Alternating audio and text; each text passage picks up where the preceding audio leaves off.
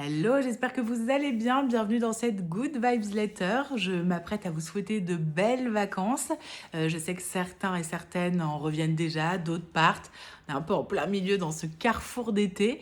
Je vous souhaite de vous ressourcer, de vous reposer. Moi, je vous retrouverai le premier aux alentours entre le 1er et le 6 septembre.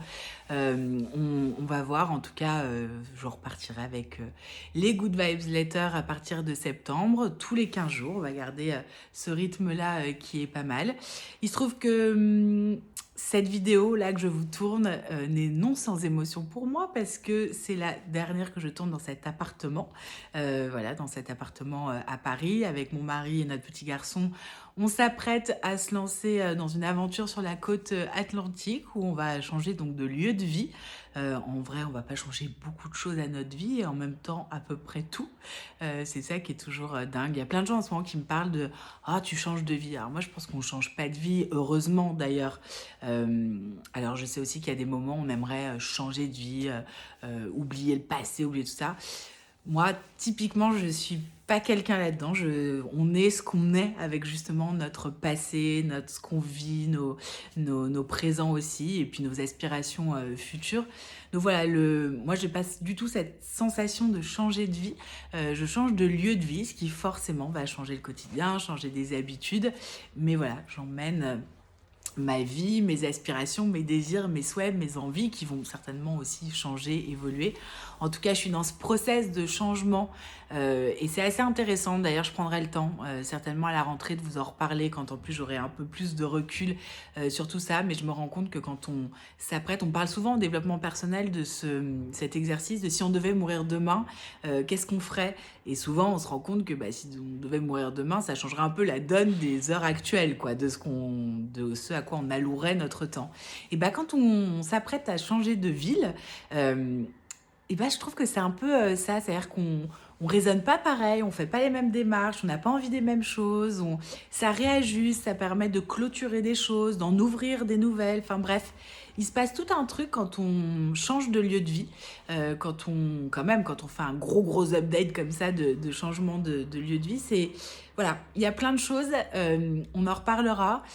J'ai plein de choses aussi à partager avec vous sur notamment ces histoires de contrôle, de maîtrise, on en reparlera parce que plus la vie avance, plus les choses avancent, plus moi je fais cette expérience pour moi et je le vois avec mes clientes aussi que ça leur parle quand je leur dis ça et ça vous parlera aussi à vous si vous n'êtes pas suivi déjà avec mon accompagnement, c'est que faut oublier cette histoire de on contrôle la vie, on la maîtrise, on a toujours des plans, des machins. La vie a beaucoup plus d'imagination, beaucoup plus d'humour aussi parfois pour nous tester et voilà, en fait, faut conduire sa vie. Ça veut dire que exactement comme quand on conduit une bagnole, en fonction de la destination, en fonction des changements de plan, des changements d'itinéraire, on va ajuster notre conduite, quoi. Et donc, en fonction de si on est sur une autoroute ou sur une route, on va pas conduire pareil, on va adapter la conduite. On va pas forcément s'adapter aux choses, mais on va adapter notre façon de conduire.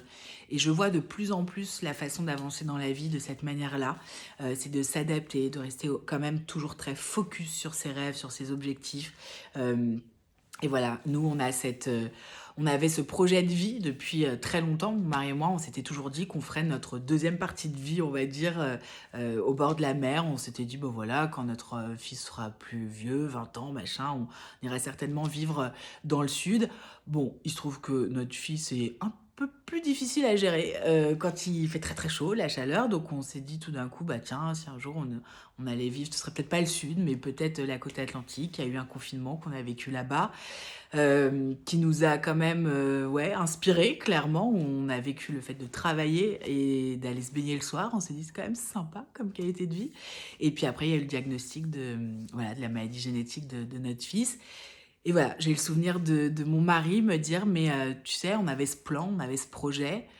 Finalement, rien ne nous empêche. On est beaucoup en visio, beaucoup en télétravail.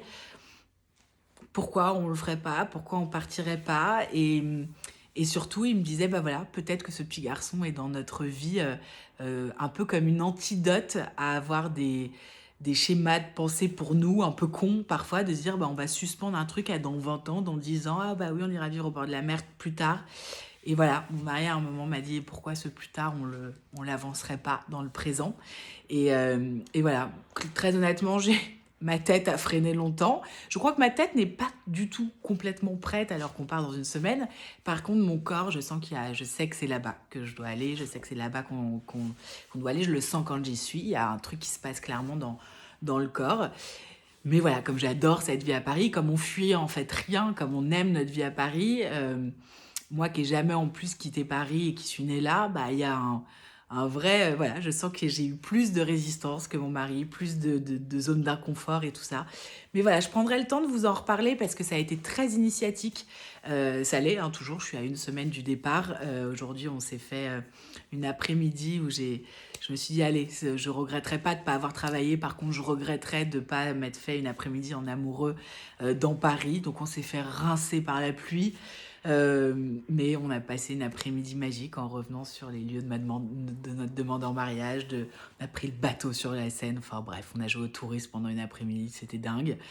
Et voilà, il y a plein de choses où je me disais, mais j'ai tellement de choses à partager avec vous, à vous raconter, des choses qui vont pouvoir vous inspirer, vous permettre de... J'ai plein de choses qui vont vous permettre aussi, vous, de poser des jalons, des questionnements. Je sais que tout ça enrichit aussi mes accompagnements, ma façon d'être avec vous. Et j'ai hâte vraiment de partager tout ça avec vous. Ça tourne, tant que je ne me pose pas, moi, ça ne peut pas se poser complètement.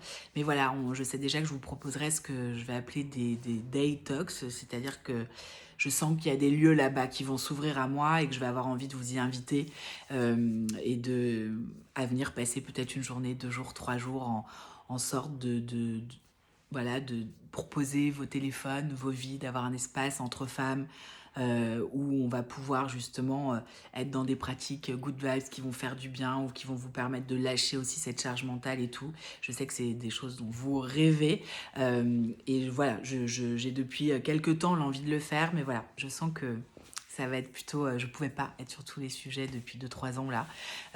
Donc voilà, j'ai priorisé votre suivi, on va dire, au quotidien. Mais je vais vous proposer aussi la même chose qu'avant et agrémenter de nouvelles choses aussi. Donc voilà, les personnes qui veulent travailler avec moi, vous pouvez, que je sois là-bas sur la côte atlantique ou ici.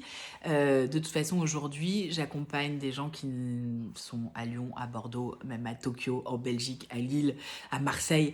Voilà, j'accompagne des gens partout. Je suis en visio la majorité du temps. Même les Parisiennes et les Boulonnaises, je crois qu'on dit comme ça, en fait, pour des raisons de gain de temps, vous préférez aussi la visio souvent. Donc voilà, aujourd'hui, si vous ne travaillez pas avec moi alors que vous en avez envie, c'est que vous n'en avez pas vraiment envie. Parce qu'en fait, c'est toujours possible et ça le sera toujours dans l'avenir.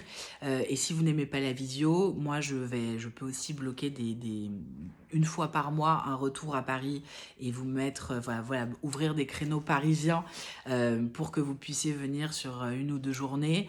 Voilà, tout est envisageable, ça va rien changer pour vous, c'est surtout pour moi que ça va changer plein de choses dans mon quotidien. Et là où ça va vous rejoindre et vous changer des choses pour vous, c'est certainement sur les vidéos qui seront tournées peut-être certainement dans des milieux un peu plus naturels que dans des appartements.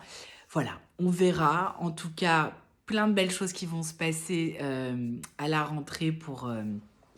voilà, que je partagerai avec vous à ce moment-là de ce que je viens de traverser pendant 6 mois, de ce que j'ai traversé aussi avec mes clientes et des amis ces derniers mois qui ont été des enseignements, des choses qui vont être intéressantes pour vous aussi à vous transmettre.